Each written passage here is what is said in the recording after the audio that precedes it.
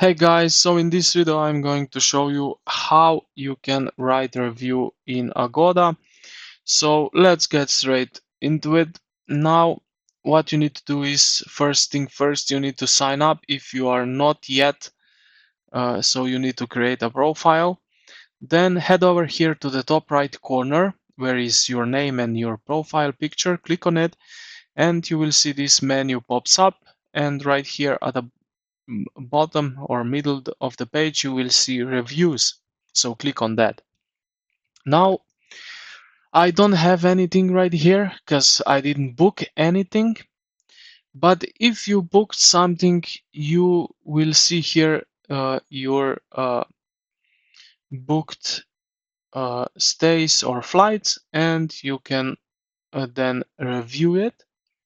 But if you don't have it, you need to go to vacation first, then you can review. So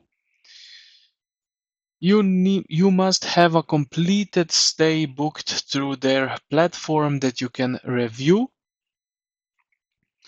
And Agoda typically sends an automated email invitation 2 to 3 days after you check out, but you can also do it manually.